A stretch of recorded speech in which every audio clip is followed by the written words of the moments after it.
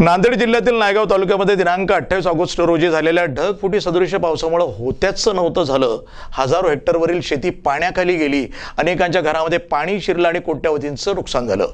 या आपत्तीनंतर आता कुठे मदतीच्या कामांना सुरुवात झाली आहे। प्रशासनाने महसूल विभागाच्या वतीने नुकसान झालेल्या शेती पिकांचे पंचनामे सुरू केलेत। दिनांक 3 सप्टेंबर रोजी बेटक बिलोली गावामध्ये उपविभागीय अधिकारी क्रांती डोंबे आणि तहसीलदार धम्मप्रिया गायकवाड यांच्या आदेशानुसार तलाठी श्याम मुंडे, ग्रामसेवक पवळे, महागावकर मॅडम, कृषी सहाय्यक सरपंच प्रतिनिधी राहुल पाटील नकाते, पोलीस पाटील भागवत भुताळे, चेअरमन संभाजी पाटील पवार यांच्यासह इतर अधिकारी आणि पूरग्रस्त शेतकरी मोठ्या संख्येने उपस्थित होते।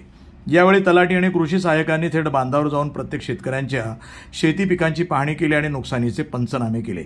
साईनाथ नकाते, लक्ष्मण भरकाड, गंगाधर पवार, गणपत पवार, किशन भरकाड, सचिन पवार, माधव पवार, बाळू मोरे, सुभाष पवार, राजेश पवार, शिवकुमार नकाते, अविनाश पवार आणि शिवदास कुराडे यासारख्या पूरग्रस्त शेतकऱ्यांनी प्रशासनाकडे लवकरात लवकर मदत मिळावी अशी विनंती केली।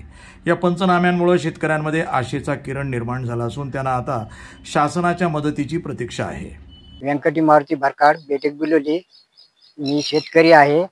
28 तारखेला ढगफुटी पाऊस होऊन आमच्या शेताचे नुकसान झालेले आहे।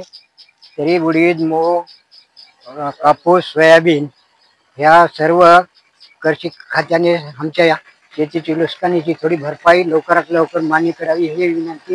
मी शिवकुमार भगवानराव नकाते, राहणार बेटक बिलोली, तालुका नायगाव, जिल्हा नांदेड येथील रहिवासी असून 28 तारखेला आमच्या गावामध्ये ढगफुटी सदृश असा पाऊस पडलेला आहे। त्याच्यामुळे आमच्या गावामध्ये मूग, उडीद, कापूस, सोयाबीन, हळद सर्वच पिकं हे पाण्याने अतिवृष्टीमुळे खराब झालेले आहेत। आणि सरकारला माझी विनंती आहे की सर्व आमच्या गावातील शेतकऱ्यांना, मी एक शेतकरी आहे, कर्जबाजारी शेतकरी आहे, सर्वच शेतकऱ्यांना मदत द्यावी ही सरकारला विनंती आहे। मी साईनाथ दिगंबरराव नकाते, मोजे बेटक बिलोली येथील शेतकरी असून मागील 2-3 दिवसाखाली झालेल्या ढगफुटी सदृश पावसामुळे आमच्या गावातील सोयाबीन, उडीद, मूग, कापूस व सर्व पिकाचे भरपूर प्रमाणात मोठ्या प्रमाणात नुकसान झालेले आहे। तरी आज आमच्या गावामध्ये महसूल विभागाचे तलाठी, ग्रामसेवक व कृषी अधिकारी येऊन पंचनामे केलेले आहेत।